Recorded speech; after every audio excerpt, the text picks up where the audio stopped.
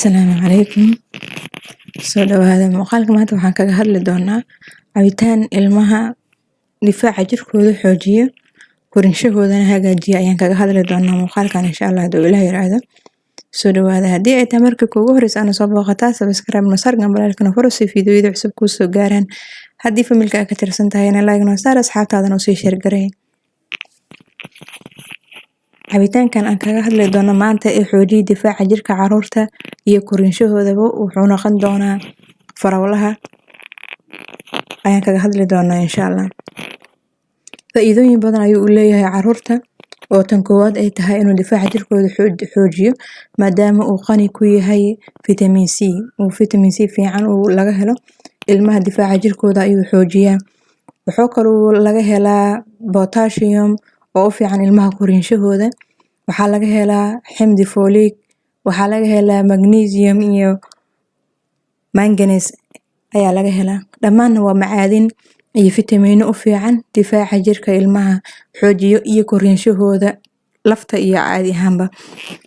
Sidoo kale uu u fiican yahay cunuga haddii ilmaha cunuga uu hurdada ka wareerayo kale oo hurdadiisa ay yar tahay ama hurdadiisa aysan waqtiyeysnayn oo kale oo saacado sax ah oo seexda maalintii cunug saacadaas oo seexda haddana saacadaas oo seexda marka labaad waqti aanan dhahayn oo kale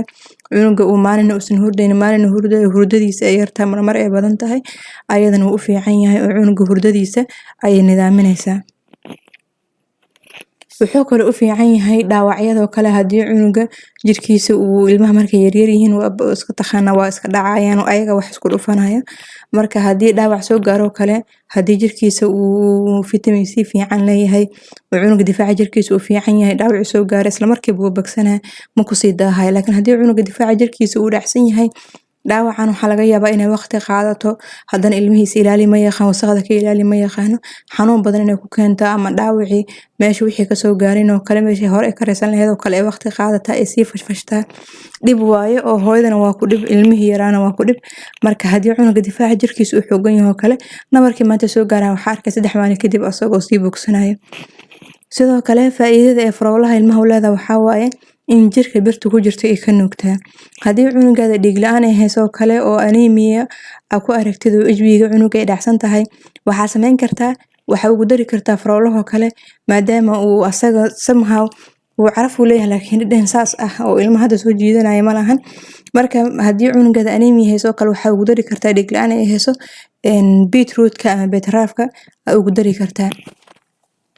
oo ilmaha uu u fiican yahay haddii uu cunuga dhiig yari hayso kale uu u fiican yahay xataa ilmaha xoogo way ku cayiraan way ku soo naaxaan marka haddii cunugaada ay dhiig yari hayso kale beetraafkaas ama beetrootka ugu dari kartaa haddii cunugaada xagga korinshaha lafihiisa kale ay saas u sii fiicnayn oo kale aragtid cunuga inuu naxuus iyo korinshaha lafihiisa saas aysan u sii qurux badnayn oo kale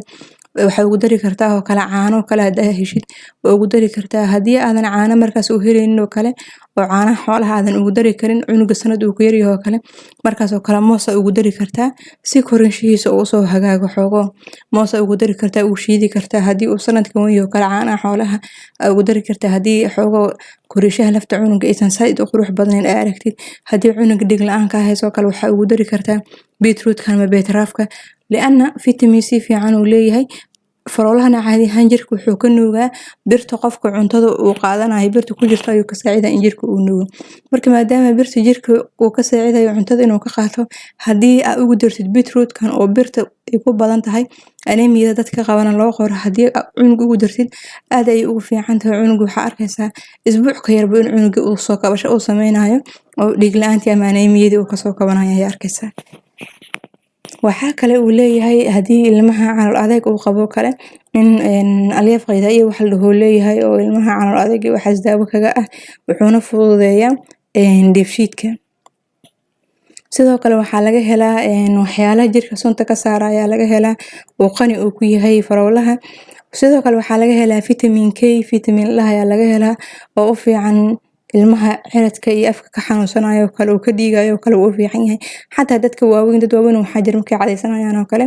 afkooda dhiig ka yimaado kale oo ciridkooda aad u jilacan yahay ayagana uu fiican yahay inay qaataan maalintii inay wax fiican ka qaataan ayaa u fiican si uu ugu daawoobo maxaa la yiraahdaa xanuunadaas oo kale iyo dhiigyadaas oo kale ka imaanayo si uu ugu daawoobaan. inuu qofka qaato ayaa fiican. Marka faroolahan oo kale qofku wuxuu sameyn karaa inuu cunugiisa fiiriyaa maadaama faroolaha in wax lagu daro ilmaha ay u fiican tahay waa inuu cunuga fiirisaa meesha uu daciif ka yahay aragtay wixii soo kabi lahaay oo kale waa inay ugu buuxisaa. Hadda waxaan haddii cunuga lafihiisa oo kale ay dhismahooda uusan usii fiicnayn oo kale cunugi uusan caana jeclayn oo kale maadaama faroolihii uu cunugi inuu ku qaadahay aragtid sanad uu ka weyn caanihi xoolaha ugu dari kartaa marka u shiiday sidoo kale ewl meesha biyo kaga dari lahayd haddii cunuga sanad uu ka yaryahay oo kale waa inuu calcium jirkiisa ku yartahay aragtid oo kale potassium fiican aysan jirkiisa lahayn oo kale moos ugu dari kartaa ugu shiidi kartaa haddii cunug dhiig la'aan ka hayso oo kale beetroot kana kaga dari kartaa oo kale haddii cunuga calool adeeg said ah oo qabo kale aslada faroolaha kaligiis cunuga inaysan caloosha u jilcinayna laga yaabaa wax yar oo babaaya ugu dari kartaa si caloosha u jilcado kale cunuga qudaarta inuu ka diiday aragtid jirkiisina ay ka dhiman tahay oo jirkiisa wax ka maqan ay tahay aragtid waa ugu dari kartaa si cunugi jirkiisa kaga faa'iideysto maadaama uusan caadi ahaan kaga qaadanaynin.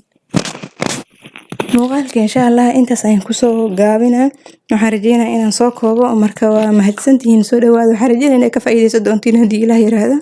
soo dhawaada haddii ay tahay marka kugu horreysaan soo booqataa subscribe noo saar kan beelkana furo si fiidiyowyada cusub ku soo gaaraan haddii familka ka tirsantaan like noo saar asxaabtana u sii share gareey.